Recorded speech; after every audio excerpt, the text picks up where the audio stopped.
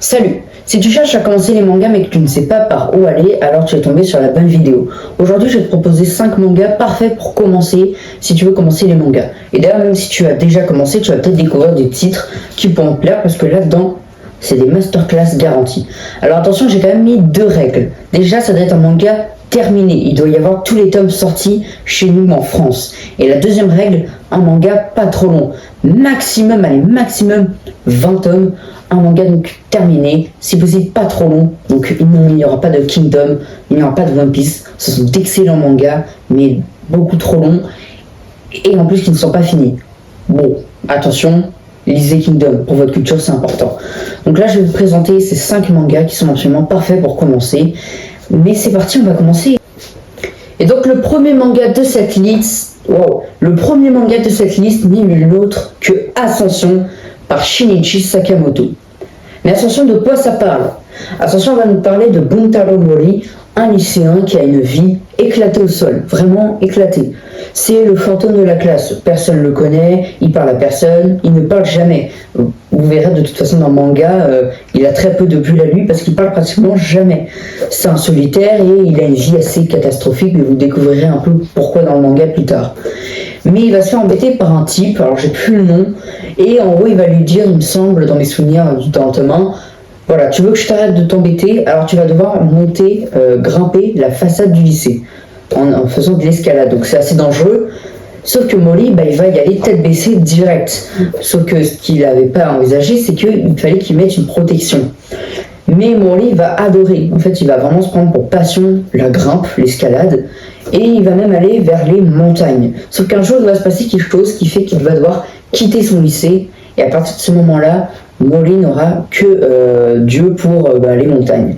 Je ne vais pas vous spoiler pourquoi il doit quitter son lycée, parce que c'est assez étonnant dans le manga et ça arrive pas dans le tome 1, ça arrive après. Alors, Ascension, c'est fini en 17 tomes et c'est un peu difficile à trouver, mais d'occasion ça va, mais on va dire qu'il y a des librairies, il faut aller dans des grandes librairies. Moi je sais que les tomes, la plupart je les ai trouvés à la Galerne, c'est une boutique au Havre. La plupart des tomes je les ai trouvés là. Actuellement j'ai les 12 premiers tomes et je kiffe ma lecture, mais de fou. Alors déjà en termes d'histoire, les 3 premiers tomes, ça part sur un shonen un peu basique, un peu classique qu'on peut voir.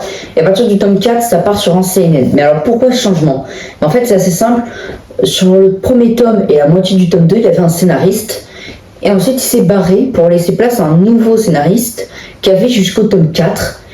Et après il s'est barré. Donc c'est un peu bizarre, mais voilà. Et à partir du tome 4, c'est Shinichi Sakamoto, le dessinateur, qui a pris le manga, en fait, le scénario. Et ça se ressent parce qu'en fait c'est le même scénariste que Innocent, qui est un manga un peu plus seinen. Là c'est vraiment un manga pour adultes avec des histoires sombres. En fait, il faut savoir que Shinichi Sakamoto, lui, il est beaucoup dans les histoires un peu psychologiques, un peu contemplatifs. C'est pas un manga pour tout le monde, Ascension. C'est clairement pas un manga pour tout le monde. Et en fait, l'auteur, ce qui est fort, c'est que pratiquement tout passe par le dessin et non par le texte. Dans le sens où dans un manga, pour donner par exemple la pensée d'un personnage ou son point de vue, on va te mettre un carré avec un monologue de lui qui parle en mode voilà, je suis pas d'accord avec lui, j'ai envie de le tuer, enfin bref, vous comprenez ce que je veux dire.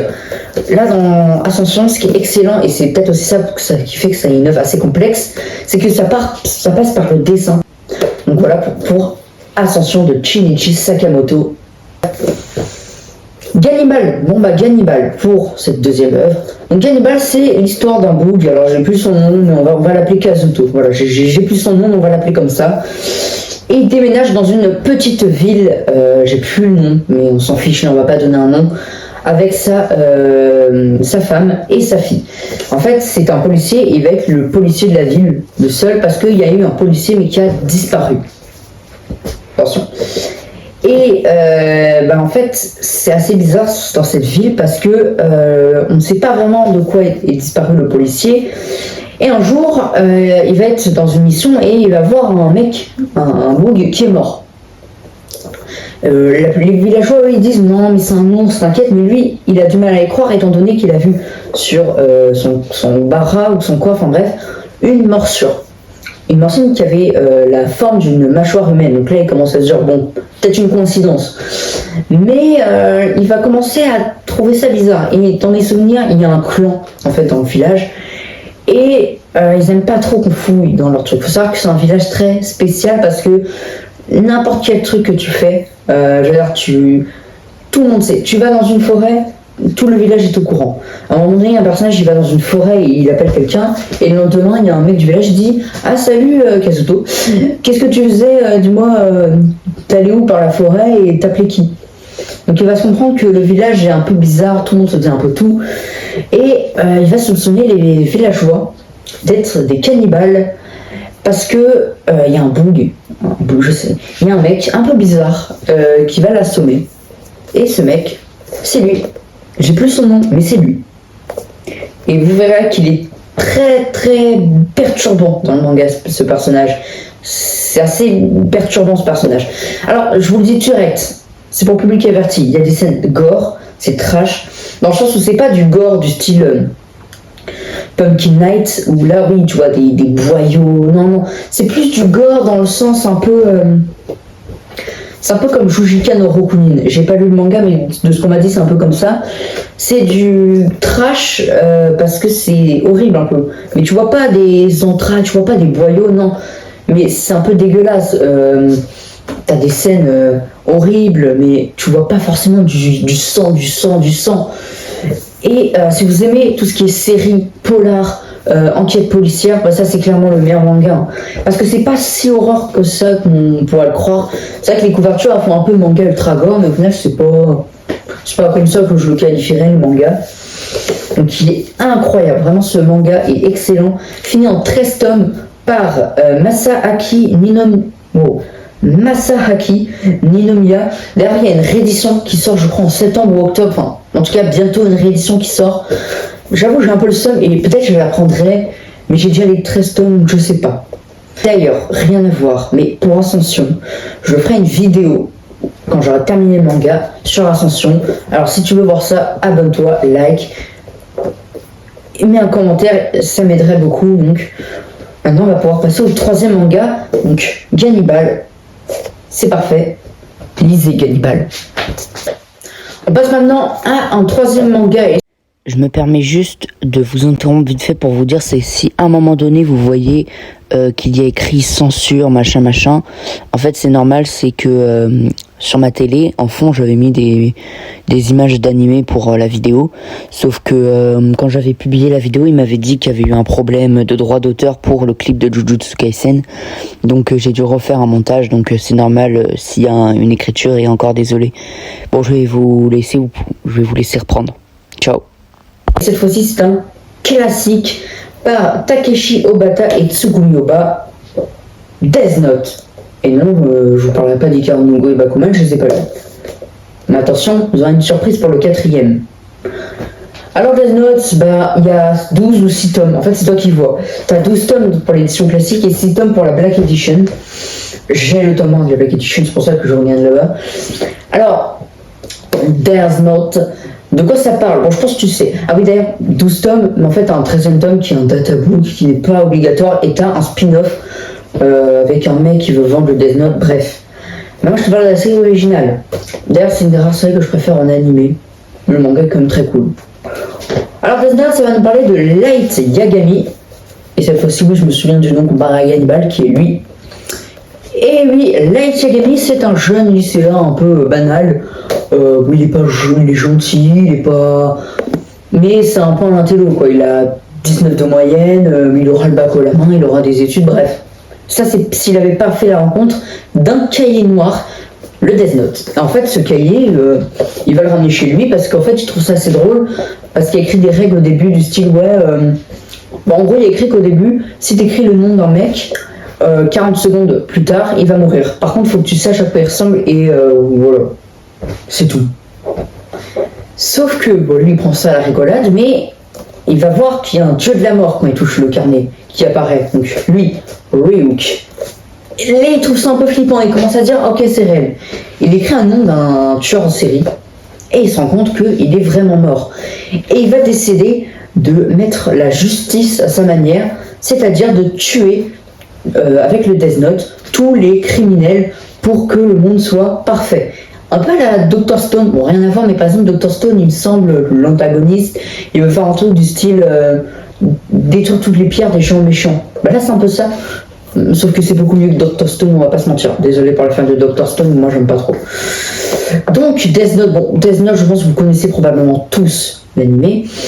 Et il est incroyable. Franchement, Death Note, c'est génial. Alors, si vous n'aimez pas les mangas où tu prends une heure et demie, 2 heures à lire le tome, cherche pas. Mais les dessins, j'aime beaucoup. Même si je préfère ceux dans Platinum End, parce que dans Platinum End, wow. Donc c'est un manga qui est pas trop long. Pas trop long la série, hein, parce que acheter c'est long.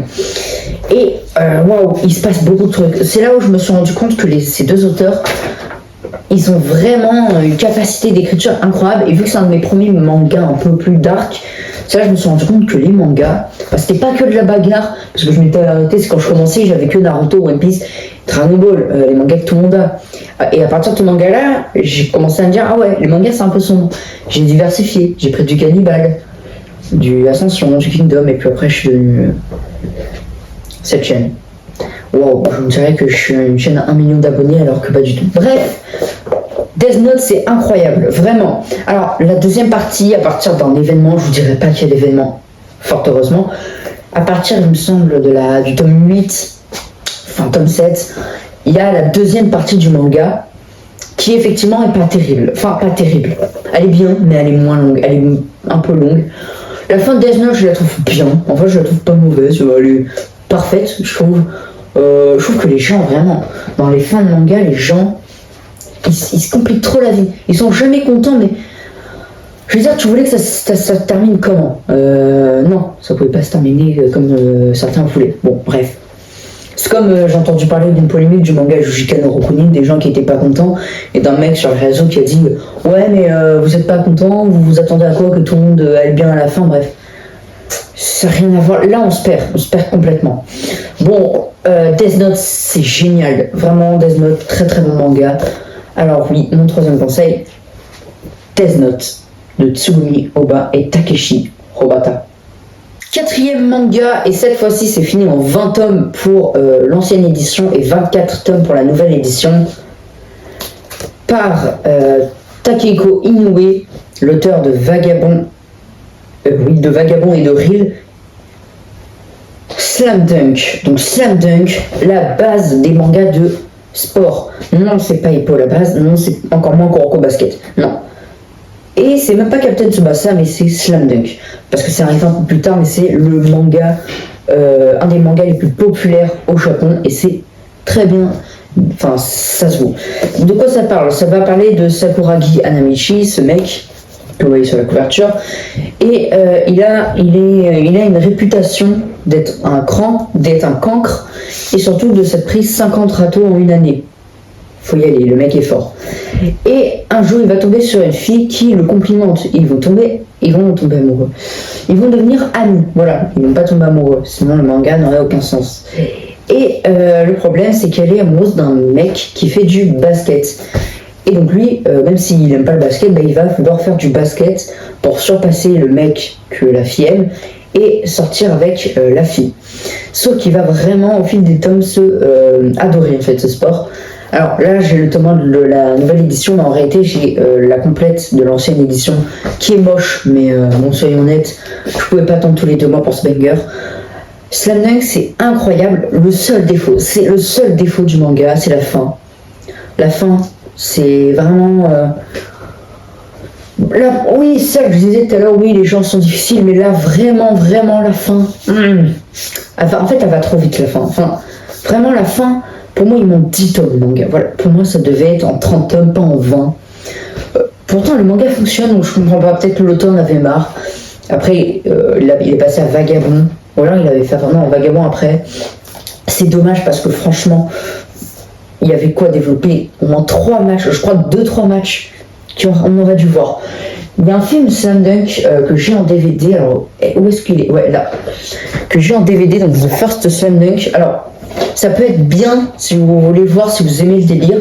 Sachez que c'est assez différent parce que le personnage principal c'est Ryoga, je crois qu'il s'appelle, j'ai plus, ça fait longtemps. C'est lui. En fait, c'est le personnage qu'on suit, mais c'est pas le personnage principal du manga. En fait, pourquoi c'est pas forcément le mieux? Parce que c'est un film sur le dernier match, un match qui se déroule sur les derniers tomes. Donc le tout dernier match, en fait, ils l'ont fait en film, mais du point de vue d'un autre personnage. Ça peut être pas mal si vous voulez commencer, mais moi je vous conseille quand même de commencer par le manga. Dans le style de dessin, je vais vous montrer avec le dernier tome. Non, ça c'est pas le dernier tome. Ah oui, mais je les ai mis pour le trait. Bref, le style de dessin évolue parce que là, par exemple, ça c'est des planches des premiers tomes. Alors c'est pas moche, hein, mais ça a son charme, mais c'est pas incroyable. Alors qu'à la fin, bon après ça c'est pas le tome le plus beau, mais je vous montrerai peut-être à l'écran. Mais on a quand même des planches. Waouh. Et puis sur les 3 derniers tomes, pour le dernier match, le mec s'est surpassé, c'est une folie. Un des rares shonen de sport où l'équipe principale ne fait pas que gagner, et non. Parce que d'habitude dans le manga de sport, c'est le pouvoir de l'amitié, tout le monde gagne, on perd jamais, on gagne à la dernière seconde. Ça arrive hein, dans Shonen qui gagne, il gagne pas mal de matchs dans Shonen, mais pas tous les matchs. Et ça c'est bien. Il y a même pas mal de matchs où ils perdent. Et pourquoi c'est bien? Parce que ça fait plus réaliste. Ça fait pas comme dans les autres mangas de sport où on se dit oui, les personnages sont ultra forts donc ils ne craignent rien. Là non. Donc ça c'est bien et on a des personnages incroyables et épiques.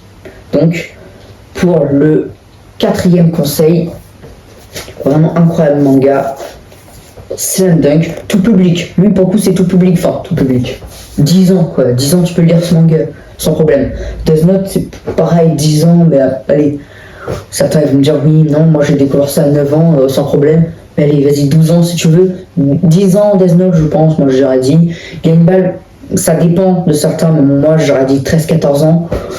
Et pareil pour Ascension, 13-14 ans, voire même 16 ans pour certaines personnes. Mais bref, donc, Landsper, Slam Dunk, excellent manga. Et pour le dernier conseil, ce sera Platinum End par les mêmes auteurs que Death Note. L'histoire d'un mec qui s'appelle Mirai, qui est dépressif et qui va se suicider.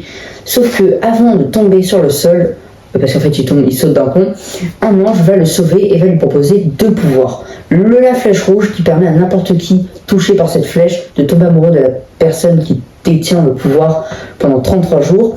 Et l'anneau qui permet à la personne de pouvoir voler dans les airs.